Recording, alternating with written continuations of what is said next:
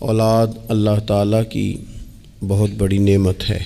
انسان جب صاحب اولاد ہوتا ہے تو خدا کی خاص رحمت اس کے شامل حال ہوتی ہے، لیکن اس کے ساتھ ساتھ انسان کے لیے یہ بہت بڑی آزمائش بھی ہے۔ اولاد کے ساتھ ڈھیر سارے مسائل بھی وابستہ ہوتے ہیں۔ ان کے لیے ان کے والد اور ان کی والدہ کے ذمے جو حقوق اللہ رسول نے صلی اللہ تعالیٰ علیہ وسلم عائد فرمائے ہیں ان کا خیال رکھنا بھی بڑا ہی ضروری ہے۔ ہمارے ہاں یہ ہوتا ہے کہ ماں باپ یقیناً اولاد کے لیے اچھا ہی سوچتے ہیں، لیکن چونکہ ہماری سوچیں ہمیشہ دنیا داری کے گرد گھومتی ہیں اور ہمارے زمانے میں کامیابی کا معیار ہی لوگوں نے اقتدار کو، مال کو، جاہ و حشمت کو بنا لیا، تو پھر اپنی اولاد کے لیے بھی لوگ اسی کے حصول کو سب سے بڑا سرمایہ سمجھتے ہیں اور ہمیشہ بچوں کی یہی تربیت کرتے ہیں کہ انہیں مال کیسے جمع کرنا ہے، انہیں کس طرح سے معاشرے کے اندر حصول اقتدار کے لیے یا بڑے مناصب کے لیے کوشش کرنی ہے۔ نتیجہ یہ نکلتا ہے کہ ایک عجیب سی مادہ پرستی ماحول میں پیدا ہو جاتی ہے۔ اسلام تربیت اولاد کے حوالے سے ہماری جو رہنمائی کرتا ہے تو وہ ساری باتیں اس میں شامل ہیں۔ بچوں کو آپ رزق حلال کمانے کی تلقین 100% کریں گے، انہیں اس فن سے ضرور آگاہ کریں کہ وہ کبھی کسی کے دستے نگر نہ رہیں، کہیں انہیں ہاتھ نہ پھیلانا پڑے، لیکن ان کی روحانی، اخلاقی، مذہبی تربیت یہ بھی اللہ تعالیٰ نے ماں باپ کے ذمے لگائی۔ یا ایھا الذین آمنوا قوا انفسکم واہلیکم نارا، اے ایمان والو خود بھی دوزخ سے بچو اور اپنے گھر والوں کو بھی دوزخ کی آگ سے بچاؤ۔ ایسے اسباب اپنے بچوں کو سکھاؤ کہ کہیں وہ جہنم کے راستے پر نہ پڑ جائیں۔ ان ساری راہوں کا انہیں تعین کر کے دو جو جنت کی طرف جاتی ہیں۔ ان کی جو اخلاقی زندگی ہے، ان کے کردار و عمل کا جو حسن ہے، اس کے لیے تم اپنے بچوں کی تربیت کرو۔ ہمارے ہاں اگر پہلی بات تو یہ ہے کہ ہم بچوں کو بار بار اسی بات کی طرف گامزن کرتے ہیں اور مثالیں بھی دیتے ہیں تو اس طرح کی دیتے ہیں کہ فلانے کا بیٹا دیکھو کتنے پیسے کما رہا ہے، فلاں کا بیٹا دیکھو کتنے بڑے عہدے پر فائز ہو گیا ہے، اور فلاں کا بچہ دیکھو کتنا شہرت پا گیا ہے۔ تو پہلے تو مثالیں ہی دنیا داری کی، اور اگر دین کے لیے ہم قائل کرنا بھی چاہتے ہیں تو کچھ مثالیں سنا کر، کچھ باتیں بتا کر، کچھ تقریر سنا کر۔ تو یاد رکھیے گا تقریریں گھر سے باہر چلتی ہیں، گھر کے اندر عمل چلتا ہے۔ بچوں کی دینی اور روحانی تربیت کرنے کے لیے سب سے پہلے ماں باپ کو دینی اور روحانی زندگی گزارنی پڑے گی۔ بچے جس طرح باپ کو وقت پر ڈیوٹی پہ جاتا ہوا دیکھتے ہیں، انہیں اپنے باپ کو وقت پر اٹھ کے نماز پڑھتا بھی دیکھنا پڑے گا۔ اگر اس کا کاروبار کم ہو جائے، کہیں نقصان ہو جائے، تو جس طرح وہ اسے پریشان اور بے حال دیکھتے ہیں، کاش ایسا ہو نا کہ کبھی باپ کی آنکھوں میں آنسو آئیں اور بچے پوچھیں کہ ابا جی کو کیا ہے، تو اماں کہے پتر تمہارے باپ کو حضور کا مدینہ یاد آتا ہے۔ یہ چیزیں روحانی زندگی جب ہم گزاریں گے تو بڑی جلدی ہمارے بچوں کے اندر یہ چیزیں پیدا ہوں گی۔ لیکن یہ تو نہیں نہ ہو سکتا کہ آپ فصل گندم کی بوئیں اور کاٹنا چاول چاہیں، یہ ممکن نہیں ہے۔ ہم چاہیں کہ ہم گھر میں کوئی دینی کام نہیں کریں گے، لیکن پتر تیرے اوپر پابندی ہے، تو نے سارے دینی، روحانی، اسلامی سارے تو نے کام کرنے ہیں۔ میرے پاس لوگ بچے داخل کرانے آتے ہیں تو ایک جملہ وہ اکثر بولتے ہیں، وہ کہتے ہیں جی میں بچہ داخل کرانا چاہتا ہوں تاکہ میری بخشش کا ذریعہ بن جائے۔ تو میں کہتا ہوں یہ بات آپ کی ٹھیک ہے، حدیث پاک میں الفاظ موجود ہیں کہ اللہ تعالیٰ والدین کو اعزاز دے گا، لیکن آپ ماشاءاللہ باشعور ہیں۔ اگر آپ کو اس بات کا شعور ہے نا کہ بچے کی وجہ سے حافظ قاری علامہ صاحب کی وجہ سے میری بخشش ہو جائے گی، تو اور بھی تو کئی چیزیں بخشش والی ہیں، آپ عمل کیوں نہیں کرتے؟ ان پر آپ توجہ کیوں نہیں دیتے؟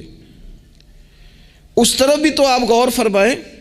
آپ کسی اور کے ذریعے سے جو بخشش چاہتے ہیں تو کوئی ایسا کام کرے نا کہ ہم رب سے دعا کریں تو اللہ ہماری وجہ سے کسی اور پر بھی فضل فرما دے. لیکن ہم اپنے آپ کو تبدیل نہیں کرنا چاہتے، اپنے اندر تبدیلی نہیں لانا چاہتے. ہم کوئی سویرے اٹھ کے کچھ مصلی کو، عبادت کو، اللہ کو ٹائم نہیں دینا چاہتے. ہم گھر میں سچ نہیں بولنا چاہتے. کیا ہمارے بچوں کو خبر نہیں ہے کہ ہم موبائل پہ کیا دیکھتے ہیں؟ کیا بچوں سے یہ بات چھپی ہوئی ہے کہ گھر کے اندر جو مال آتا ہے وہ کس طرح کا ہے؟ کیا ہمارے بچے نہیں دیکھتے کہ ہمارے باپ کا رویہ ہماری ماں کے ساتھ کس طرح کا ہے؟ کیا وہ چیزیں بنظر غائب غور سے ملاحظہ نہیں کرتے کہ ہماری اماں کا رویہ اپنے میکے کے حق میں کیا ہوتا ہے اور باپ کے والدین کے حق میں کیا ہوتا ہے؟ وہ ساری چیزیں جو ہمارے گھر میں ہو رہی ہوتی ہیں وہ بغیر ہمارے بتائے بچے اسے سبق لے رہے ہوتے ہیں. اس رستے کے وہ مسافر ہوتے ہیں جس رستے پر میرے گھر والے چل رہے ہوتے ہیں. تو اپنے بچوں کی اخلاقی تربیت کے لیے سب سے پہلے تو گرمیوں میں دوپہر کو سارے لوگ کی گاؤں میں سویا کرتے تھے تو ایک بچہ، ایک نوجوان موٹر سائیکل پہ نا اس نے بڑا سخت ہارن لگایا ہوتا تھا. تو وہ لاڈلا بچہ تھا، اپنے ماں باپ کا اکلوتی اولاد تھی. تو وہ گلی سے گزرتا تو میری والدہ بڑی ناراض ہوتی، کئی دفعہ برا بھلا بھی کہتی کہ اس کو شرم ہی نہیں آتی، یہ سوتوں کو جگا دیتا ہے، اتنا سخت ہارن لگا دیا ہے. پھر کچھ عرصے کے بعد اس نے وہ ہارن اکھیڑ دیا، اسی گلی سے گزرتا لیکن چپکے سے. تو بچہ شرارتیں کرنے والا شرارت چھوڑ جائے تو پھر بھی سوال کھڑا ہوتا ہے کہ کیوں چھوڑ گیا ہے. تو اماں جی کہنے لگی انہوں پوچھتے سے کی ہویا سو. میں نے اس سے ایک دن کہا کہ خیر ہے؟ تو مجھے کہنے لگا بھائی جان میرے گھر میں بیٹی پیدا ہوئی ہے. تو میری والدہ نے مینوں تھپکی دے کے کہ پتر ہے ہارن لا چھڑ، تیاں دے پیو انج دے کام نہیں کردے. میں اب صاحب اولاد ہوں تو اگر میرا کردار اس طرح کا ہوگا تو پھر لہجہ کیا ہوگا؟ میں نے چھوڑ دیے سارے کام چونکہ میرے گھر میں بیٹی آ گئی ہے اور میری ماں نے مجھے کہا ہے کہ بیٹیوں کے باپ کا یہ لہجہ نہیں ہوتا. ان کے انداز بڑے شستہ، بڑے صاف ہوتے ہیں چونکہ گھر میں بیٹی نے آنکھ کھولنی ہے، اس نے وہ رنگ دیکھنا ہے. میں ایک دوسری بات بھی آپ کو عرض کرتا ہوں. میں کھانا کھا رہا تھا، گھر کے اندر بیٹھا تھا تو میری گھر والی مجھ سے کہنے لگی کہ باہر بچہ بڑا بلک بلک کے رو رہا ہے مدرسے کا. میں نے کہا جلدی سے بلاؤ. وہ بچہ اندر آیا تو وہ کانپ رہا تھا اور اس کی حالت اس طرح کی تھی کہ شاید تھوڑی دیر میں گر جائے. تو مجھے تو کھانا بھول گیا. میں نے کہا پتر خیر ہے، کیا ہوا کیا ہے؟ تو بولے تو اس سے بات نہ ہو سکے، ہانپتے کامتے تڑپتے ٹوٹتے جملے. وہ میں نے کہا بیٹے کیا بات ہے، چھوٹا سا بچہ ہے. کہنے لگا میں نے گھر ٹیلی فون کیا تھا، میرے ابا جی پھر میری اماں سے لڑ رہے ہیں.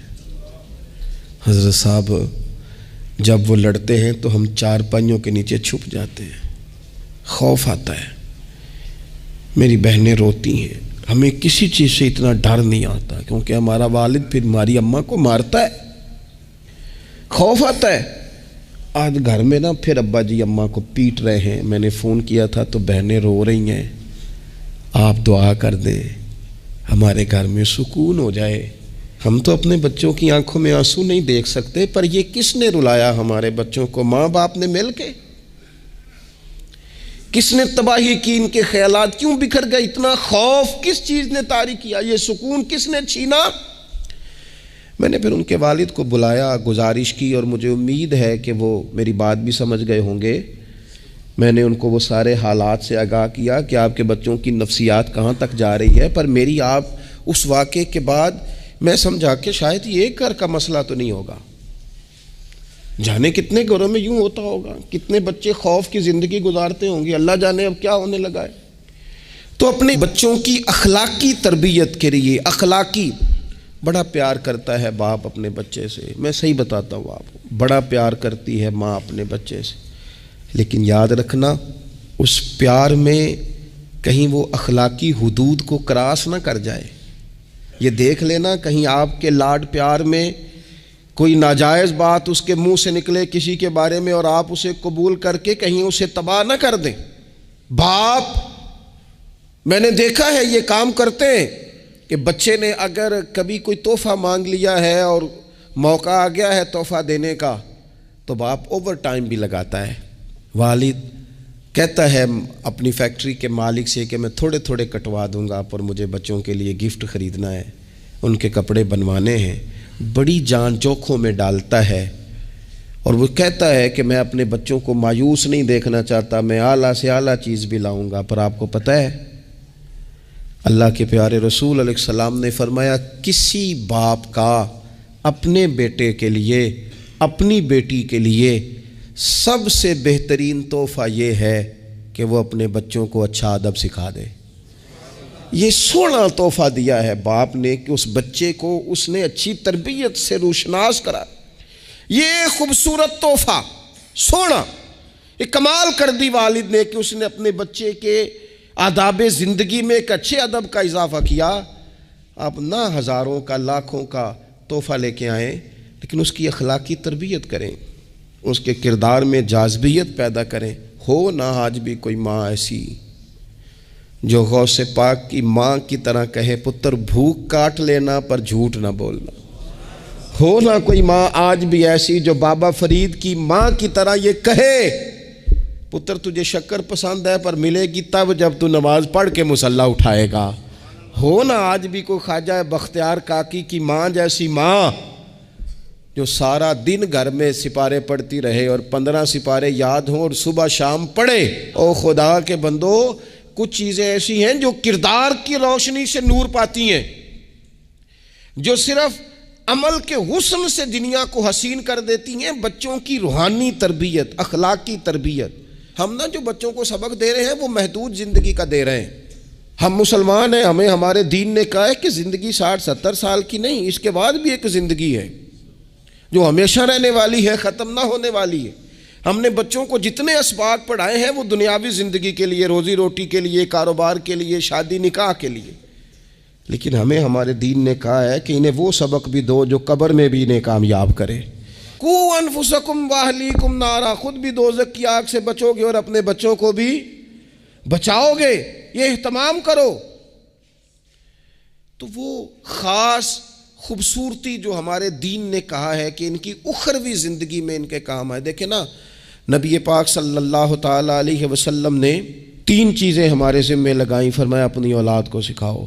یہ باپ کے ذمے لگائی ہیں حضور نے چیزیں، ماں کے ذمے لگائی ہیں. فرمایا یہ اپنی اولاد کو سکھاؤ. 3 چیزیں. یا رسول اللہ صلی اللہ علیہ وسلم کون کون سی؟ فرمایا ایک تو اپنی اولاد کو اپنے نبی کی محبت سکھاؤ. اس کا مطلب ہے ابا کو نعت پڑھنی چاہیے نا، اس کا مطلب ہے اماں کو نعت آنی چاہیے نا، اس کا مطلب ہے حضور کے قصیدے یاد ہونے چاہیے نا، اس کا مطلب ہے نا کبھی بازو تھام کے باپ کا ہے نا پتر چل آج فلان جگہ تجھے لے جاؤ وہاں مدینے والے کی باتیں ہوں گی. اس کا مطلب ہے کہ اسے باپ کو ان سارے رستوں کا تعین تو بیٹے کا بازو تھام کے اسے کتنی جگہوں پہ لے گیا ہے. چل ایک دن یوں بھی کر تھام اس کا بازو اور اسے حضور کے مدینے بھی لے جا کر محبوب کے سامنے کھڑا. فرمایا اپنے بچوں کو اپنے نبی کی محبت سکھاؤ. اور فرمایا دوسرے کام یہ کرو کہ اپنے بچوں کو اپنے نبی کی اولاد کی محبت سکھاؤ. سکھائی حضرت عمر نے جناب عبداللہ کو، عبداللہ ابن عمر کو محبت، تو پھر انہوں نے محبت کی. اپنی اولاد کو اپنے نبی کریم کی اولاد کی، اہل بیت کی محبت سکھاؤ. اور تیسرا حضور نے ذمہ لگایا کہ اپنے بچوں کو قرآن پاک کی تلاوت سکھاؤ. یہ ماں باپ سکھائیں، پہلے خود سیکھیں پھر اپنے بچوں کو سکھائیں. انہیں کہ پتر آ بیٹھ میرے پاس بیٹھ کے قرآن شریف پڑھ، میں تجھے پڑھاتا ہوں. تلاوت کلام مجید تو ہر مسلمان کے لیے صحیح تلفظ سے سیکھنا ضروری ہے، تو پہلے سیکھیں پھر سکھائیں. تو ان کی اخلاقی تربیت، روحانی تربیت. 2 انسان کی تربیت کے مزاج ہوتے ہیں، ایک اس کی ظاہری تربیت ہوتی ہے، ایک اس کی باطنی تربیت ہوتی ہے. اس کے ظاہر کا بھی خیال کریں. نبی پاک علیہ السلام کے سامنے ایک بچہ کھانا کھا رہا تھا تو جہاں سے مرضی کھا رہا تھا، تو اللہ کے پیارے رسول صلی اللہ تعالیٰ علیہ وسلم نے فرمایا سیدھے ہاتھ سے کھاؤ اور اپنی سائیڈ سے کھاؤ، اللہ تمہیں برکت عطا کرے گا. بچوں کو اخلاق کا، آداب کا طریقہ بھی بتایا جائے. ہمارے ہاں نا شادی سے واپس آ کر، محفل سے واپس آ کر بچوں کو ڈانٹا جاتا ہے کہ آج تو آپ نے بڑی انسلٹ کرا دی، آپ کو روٹی نہیں کھانی آئی۔ تو بھئی یہ بچوں کو آپ ڈانٹے نہیں، یہ تو آپ کو چاہیے تھا کہ اس سے پہلے سکھایا جاتا کہ کھانا کیسے ہے، بیٹھنا کیسے ہے، جانا کیسے ہے، کسی سے سلام کلام کیسے کرنا ہے۔ یہ ڈانٹنے کی بات ہے؟ یا استاد کو چاہیے تھا کہ اپنی کارکردگی پر غور کرتا، بجائے اس کے کہ اپنی کارکردگی کو دہرایا جائے۔ الٹا آپ اس شخص کو ڈانٹ رہے ہیں جو زیر تربیت ہے۔ اور پھر بعض اوقات یہ ہوتا ہے کہ بچوں کو اس طرح ڈانٹا جاتا ہے، ہمارے صوفیاء نے لکھا ہے جب بچے پہ غصہ آئے تب اسے سزا نہیں دینی، ایک دن بعد سزا دو یا کچھ گھنٹوں کے بعد، اس لیے کہ غصے میں جو سزائیں دی جاتی ہیں وہ حد سے کراس کر جاتی ہیں۔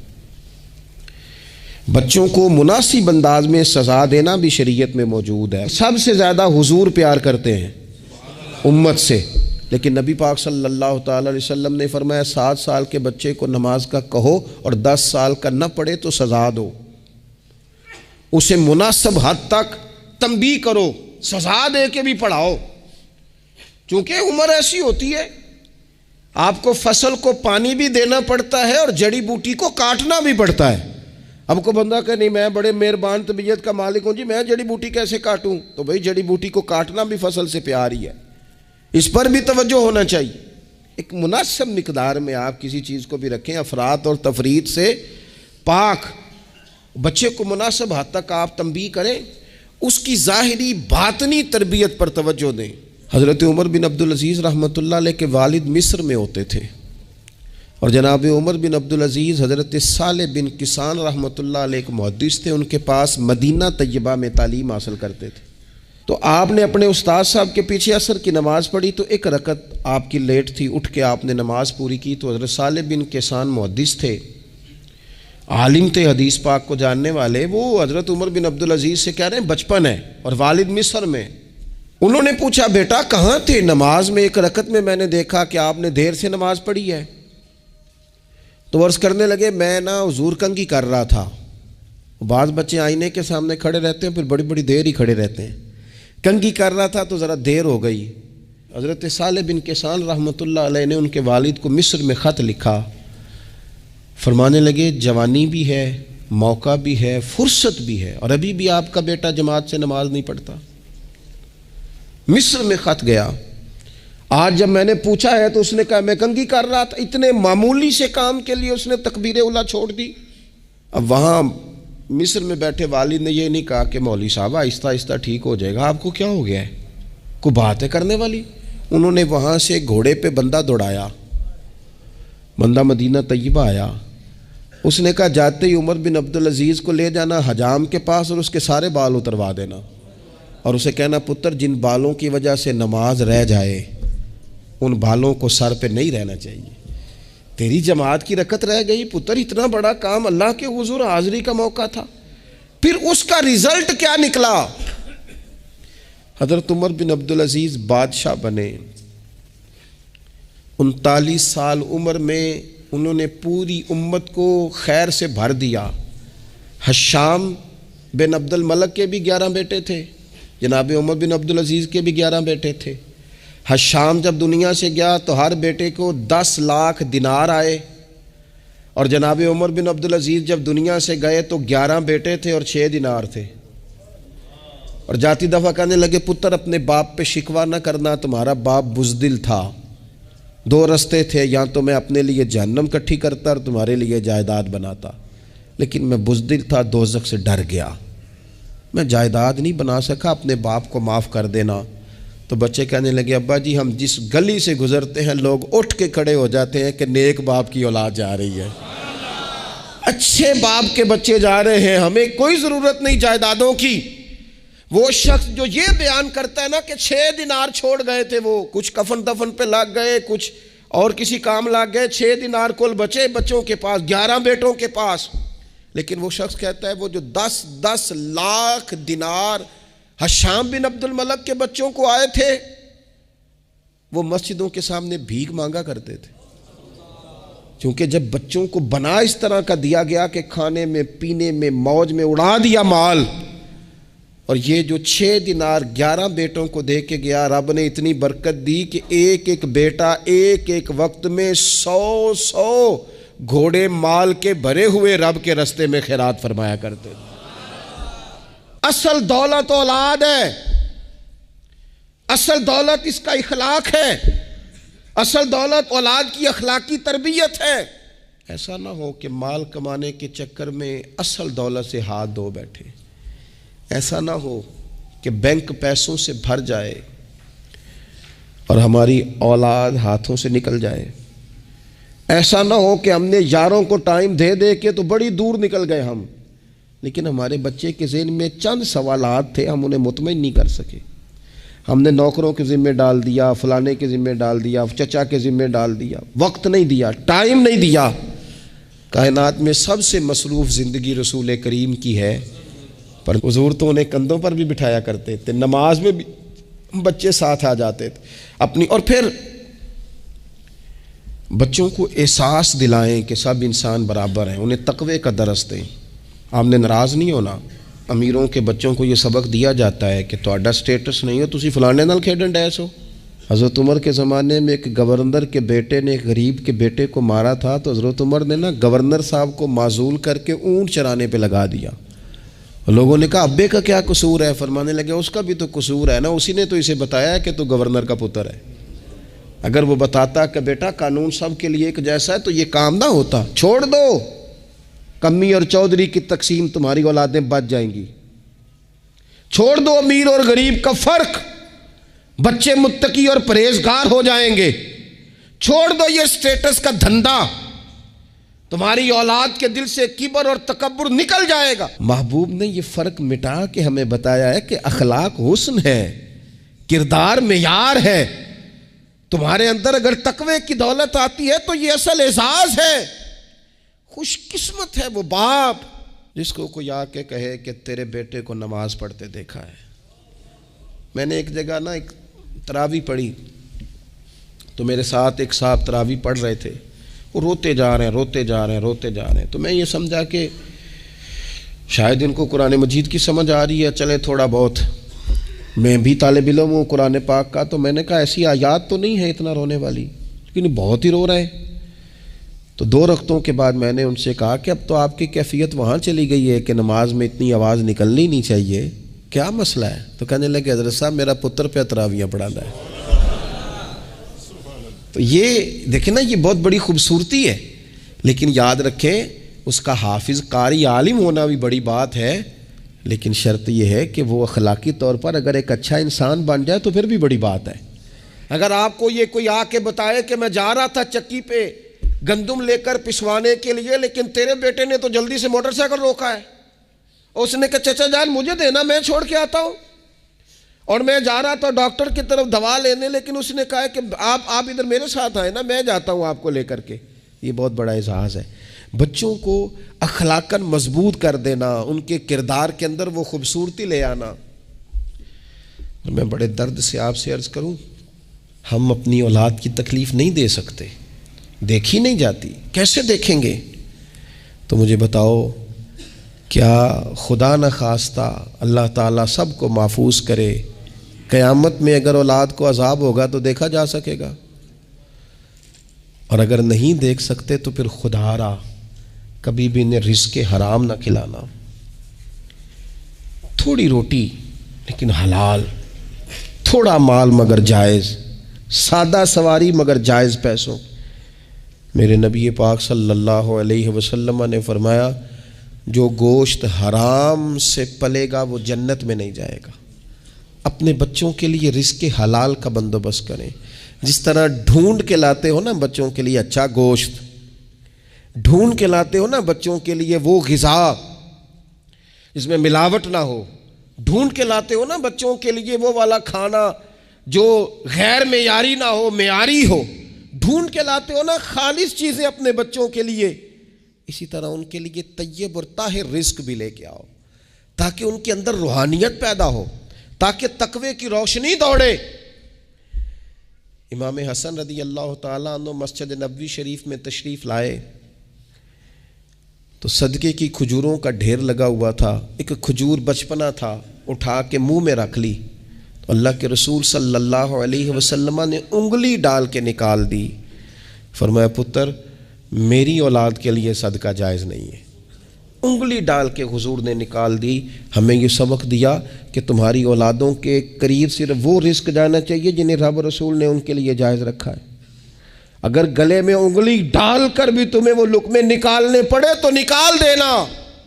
یہ طریقہ تمہارے لیے تمہارے نبی نے رکھا ہے, ان کے قریب حرام نہ جانے دینا, ورنہ ہم ڈھونڈتے پھریں گے دوستو, ہم ڈھونڈتے پھریں گے, چیزیں کہیں کی کہیں پہنچ جائیں گی. خدا را ان کا قصور کیا ہے نونہالوں کا؟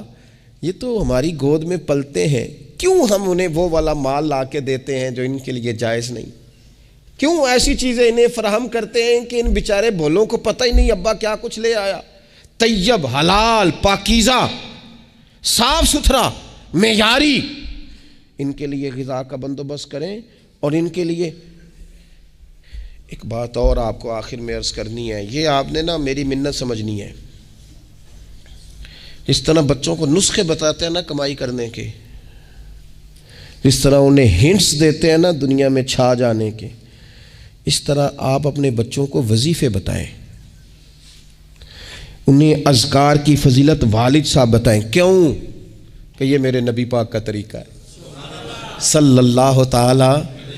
دیکھو نا حضور کے دروازے سے سب کو سب کچھ ملتا ہے نا, اور صحابہ کہتے ہیں جو چیز نہیں سنی نا کبھی وہ لفظ نہیں ہے, یہ لا نہیں ہے, یہ سنا ہی نہیں کبھی. لیکن نبی پاک صلی اللہ تعالی علیہ وآلہ وسلم نا سحری کے وقت سیدہ فاطمہ آرام فرماتی سحری کے وقت, تو حضور نے ہماری تعلیم کے لیے, ہمیں سمجھانے کے لیے بیٹی کو پاؤں سے پکڑ کر اٹھایا, فرمایا فاطمہ اٹھو, یہ تو رب سے رزق مانگنے کا وقت ہے, اٹھو, طلوع فجر سے طلوع صادق تک اللہ تعالیٰ رزق تقسیم کرتا ہے, اٹھو مصلے کو آباد کرو. شاید یہی وہ سبق تھا کہ امام حسن کہتے ہیں پھر میں نے اپنی ماں کو ساری رات ہی مصلے پہ دیکھا, سارا دن ہی دعائیں مانگتے دیکھا. او دیکھو میرے دوستو, حضور کے دروازے سے سب کو سب کچھ ملتا ہے, پر جب سیدہ فاطمہ نے کہا تھا نا یا رسول اللہ غلام مل جائے, تو کریم رسول نے بیٹی کو وظیفہ دیا. چلو حضور کی سنت سمجھ کے ابا جی ایک وظیفہ بتائیں نا اپنی اپنی بیٹیوں کو, بتائیں گے انشاءاللہ. چلو ایک وظیفہ بتائیں نا بیٹوں اور بیٹیوں کو, اور کہیں کہ یہ میں بھی پڑھتا ہوں, بڑی برکت والا ہے پتر تو بھی پڑھا کر. یہ وظیفہ بتائیں گود میں بٹھا کے. میں نے کہا ہم ہنٹس دیتے ہیں مال کمانے کے, یہ بھی تو دو نا. تو نبی پاک علیہ السلام نے کہا پتر غلام تو میں مدینے کے غریبوں پر تقسیم کروں گا, لیکن تجھے ایک وظیفہ دیتا ہوں, 33 بار سبحان اللہ پڑھا کر, 33 بار الحمدللہ پڑھا کر, 34 بار اللہ اکبر پڑھا کر. جب بھی یہ وظیفہ ختم ہوگا رب غلام آزاد کرنے کا ثواب عطا فرمائے گا. اس تسبیح کا نام ہی تسبیح فاطمہ ہے, اور شان یہ ہے کہ فرمایا اگر کسی کے گناہ سمندر کی جھاگ کے برابر بھی ہوں تو ہر نماز کے بعد یہ پڑھے, اللہ سارے گناہ معاف فرما دے گا. تھوڑا کسی وقت بیٹھ نہ جائیں بچوں کو لے کے گھر کے اندر کے پتر آؤ نا آج درود شریف پڑھیں.